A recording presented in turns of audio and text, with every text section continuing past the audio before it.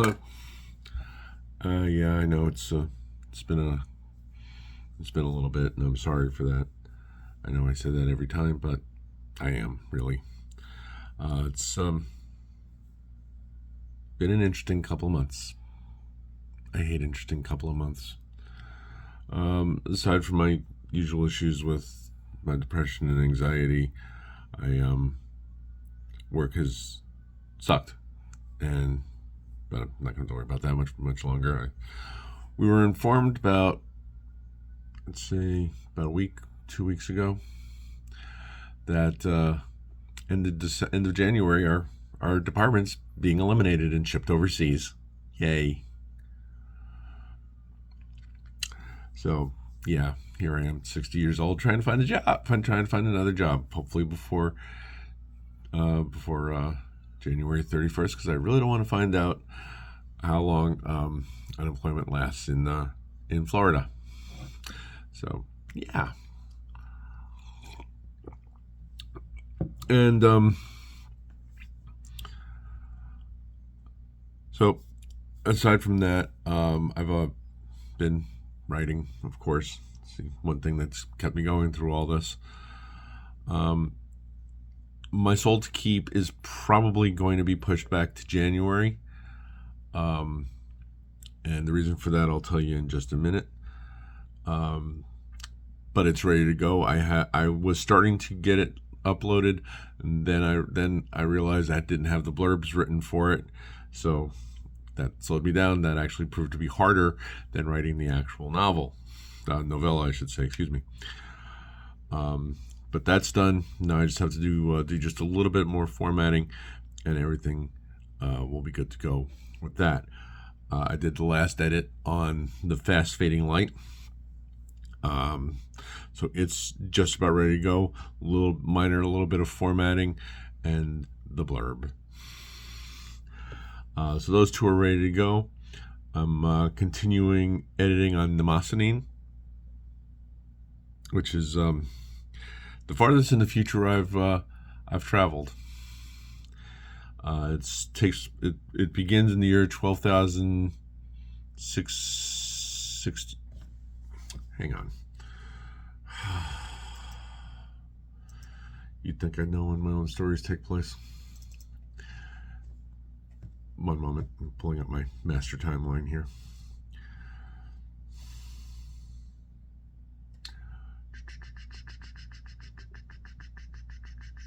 Master timeline.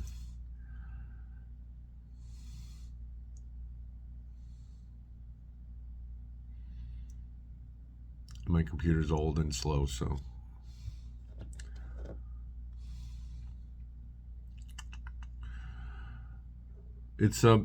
Mnemosyne is the farthest in the future I've ever gone. Let's see, Mnemosyne.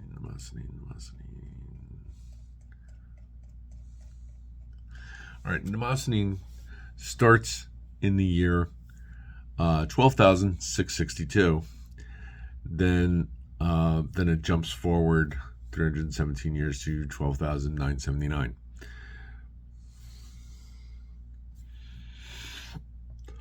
Excuse me. Oh, excuse me. Okay.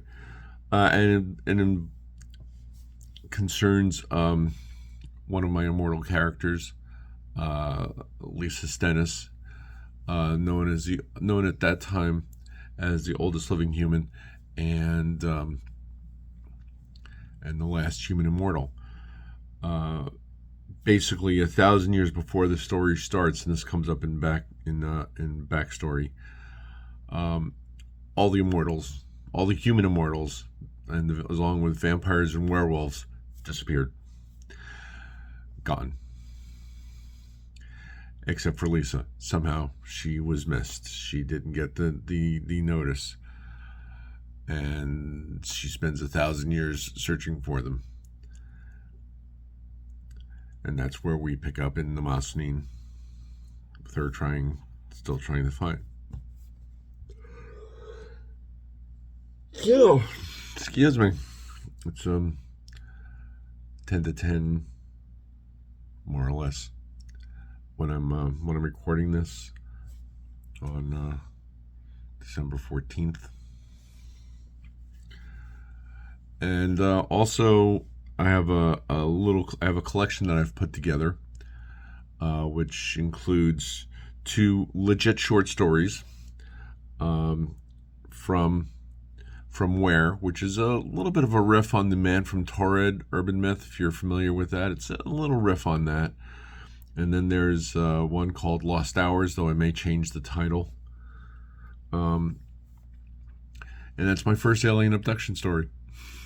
I've never written an alien abduction story before, so there it is. Then there are 3 longer works. In a Mirror Looking Out, which is a EarthGov security. So I should cover it all. This collection, getting ahead of myself. Sorry. This collection concerns Section Alpha, which is the precursor of EarthGov security in the 20th and 21st centuries, and then EarthGov security itself. So there's 3 stories that involve Section Alpha. There's From Where and Lost Hours. Then there's one called Waiting, which focuses on one of my Section Alpha teams, specifically specifically the 2 werewolves. The main character, because it's told first person from 2 people's point of view. It alternates between Special Agent Janice Mendoza, who is the main character. If you want to say, we focus on her through 2/3 of the story, and then there is her husband, Special Agent Raul Mendoza, and it looks into their relationship, a bit more about werewolf society, and a little bit on Section Alpha itself, a little bit more defining of what their purpose is. Then there's 2 other EarthGov security stories. In a Mirror Looking Out, which is the story of Special Agent Deborah McNally, who's a courier with Division 2 of EarthGov security. They're the ones they're the domestic security agency. They take care of anything that happens within the home system. So from Earth spreading out all the way to the limits of the solar system, out to the Kuiper Belt, the border of the Oort cloud. I haven't really decided exactly where they say, okay, this is where the solar system stops, or as they refer to it, the home system. And she had to make a delivery to EarthGov headquarters, capital in Madrid, and things go pear-shaped. We'll leave it at that. The other one is called The Hour of the Wolf. It's a sequel to Stranger. It concerns Special Agent Denise Bell and her partner, Special Agent Nicola Baldwin. And it's a little bit of another undercover story. So probably the next story for them won't be undercover. It'll be like a straight investigation, because as Denise herself says, she's not good at undercover. Right now that whole collection is titled Guardians on the Edge, though I'm pretty sure that's going to change also. I just threw that on there as a placekeeper. Right now I'm focusing on, there are 2 things I'm focusing on and one I'm about to start focusing on. I'm trying to put some effort into finally finishing my vampire novel, Under the Dark of the Moon. I've only been working on it since 2008. But no, see, I got it. It's right here. Right here. I'm coming up on the end of chapter 31. I think it's 31. I have to. What slowed me down with this is I was marching into a very extended action sequence. So, and I'm not good at writing action sequences. So what I might do is I might just parenthetical the whole thing and say, hey, this is what happens here. Fix it in editing. Because you could sit here and say, should I get the novel finished? And I'm over 90,000 words. This is now the longest thing I have ever written. It's taken me 15 years, but it's the longest thing I've ever written.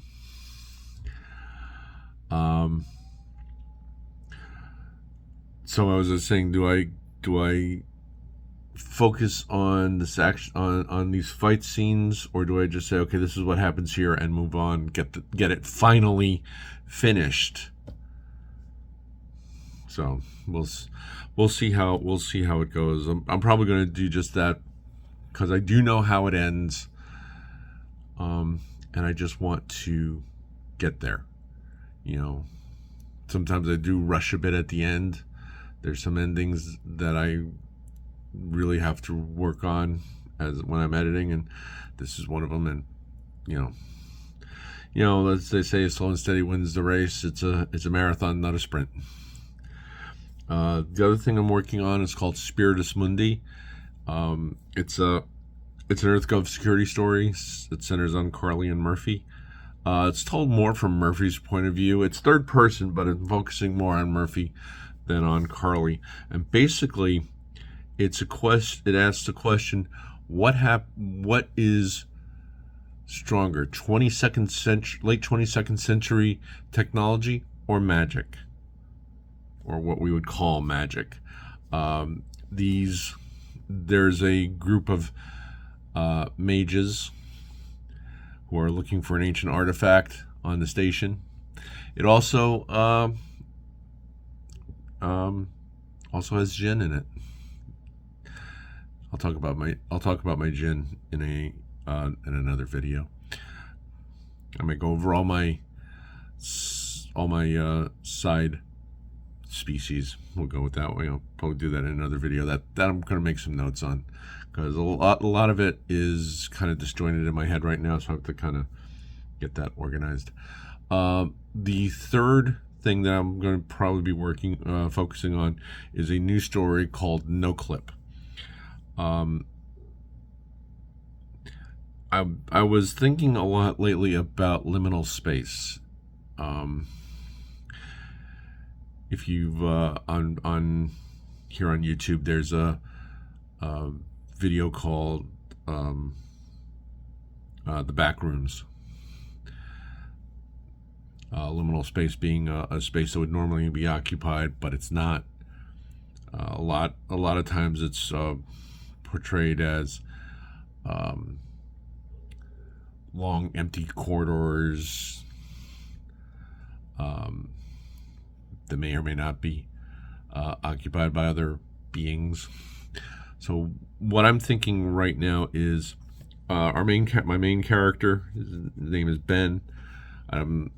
He no clips out of my fictional universe, because he knows about Section Alpha. And he finds himself in a corridor. Then someone else, a woman, shows up from another Earth. The main difference between the two Earths is on both Earths there's an analogous incidents to Roswell. In Ben's, the guy's Earth, what happened here on our Earth is basically what happened there. Maybe something crashed, maybe something didn't. Maybe it was a balloon, maybe it wasn't.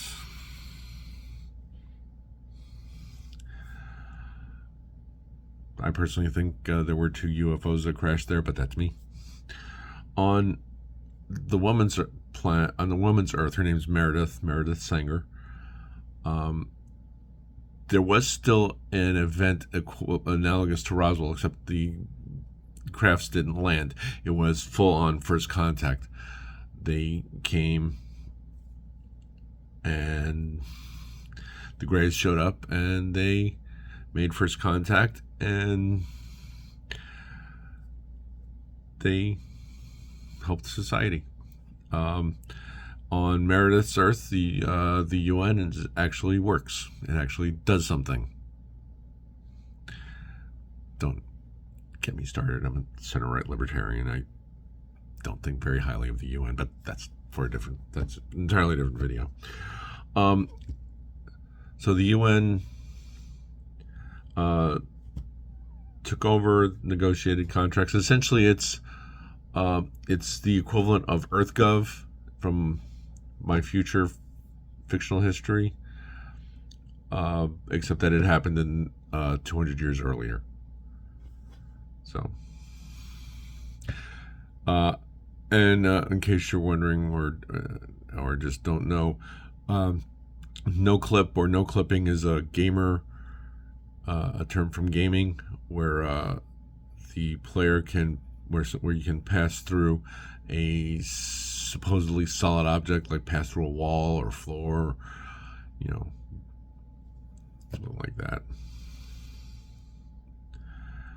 I think in mine they're going to go from just long empty corridors that may or may not be occupied, that are occupied actually by numerous other beings and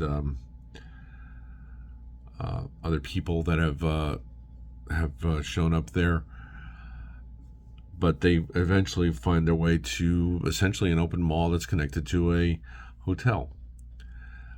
And as they're going along, they start to realize this isn't just empty space. There's somebody in control here. There's something going on. So, and we'll go there. But that's what I'm working on right now. But what I really wanted to mention is starting tomorrow, the 15th, all 11 of my books are going to be on sale on Smashwords. Ebooks only, unfortunately. They're going to be 50 to 75% off, depending on the book. They're all going to be under $2. So, if you're interested, if you were thinking about picking up one of the books, but we're holding off, this would be a good time to do it. It runs to January 1st, I believe. Give me 1 second. I'll have it. I'll put an ad. I'll put some information about it down in the community tab, so you can check that out. Let me just see here.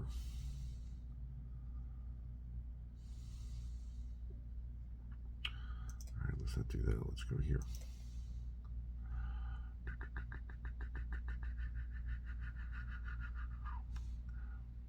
I'm looking for that. And that. Yeah, I mean, other times I've had the books on sale. They, as usually expected, didn't sell. The only time I've sold any great quantity of books is when they were free, and I really don't want to do that because, I didn't start writing to make money, but it'd be nice. The sale runs from the 15th to January 1st. So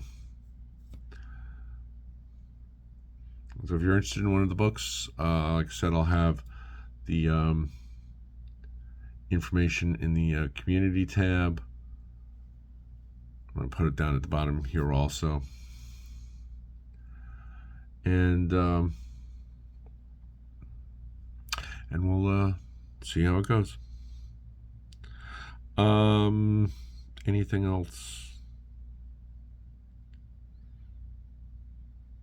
Yeah, I picked up, I know I told myself I wasn't going to buy any more fountain pens, and then I bought 2 more fountain pens. One of them I never expected to even think about buying. So give me...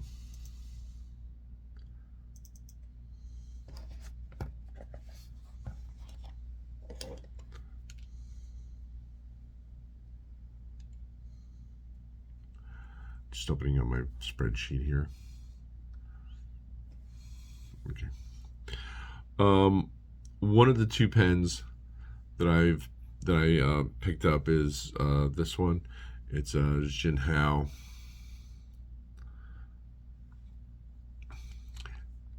Dadao 919.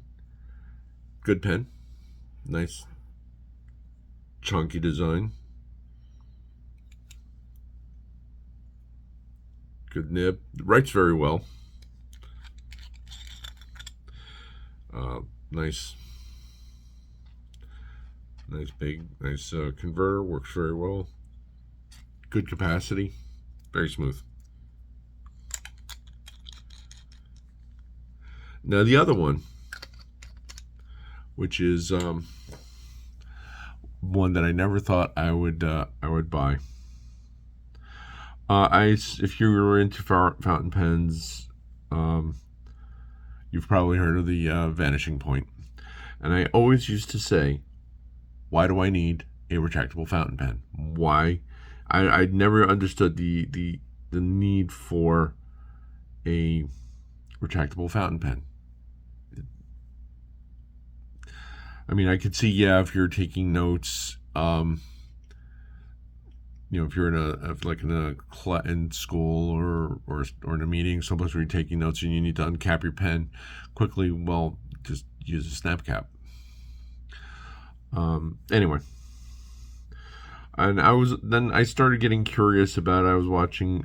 I kept seeing people mentioning the Vanishing Point, and I started thinking, oh, maybe one of these days I will. Then I found this pen. This is a Mahjong A1. Yeah, it's a Vanishing Point. And I like it. It's, I mean, the clicking motion is very secure. It came with both converter and cartridge.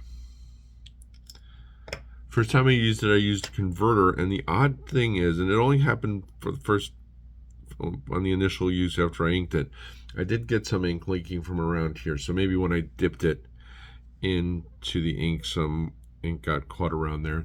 It's the only thing I can figure. I was initially thinking that when I get back to using this pen, I'll use the cartridge. But then I'm thinking maybe I'll just use the, go back to using the converter, but I'll just, fill it with a,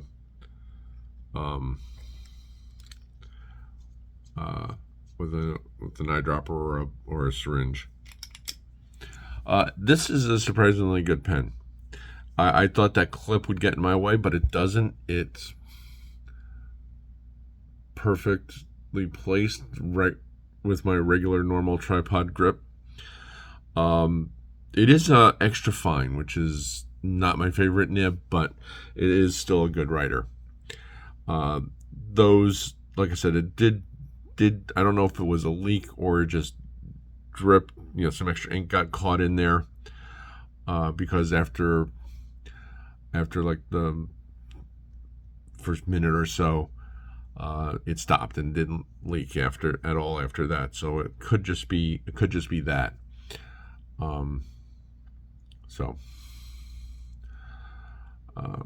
Yeah. So that's it for now, guys. I know I say this every time, but I mean it. I try to do videos more frequent. I try and do more frequently. It's that sometimes I just can't. I mean, there are times when I have trouble motivating myself to write. Sometimes, excuse me, and a lot of times that's from work. I mean, I work 4 10-hour days, and when I get off work at 9:30, I rarely have to drive to heat up something for dinner, let alone get writing done. So that's why I do most of my writing on my days off. Unfortunately, I have to do everything else on my days off too. So, yeah. But yeah, that's really it for now. And I'll see you next time. Take care. Talk to you later.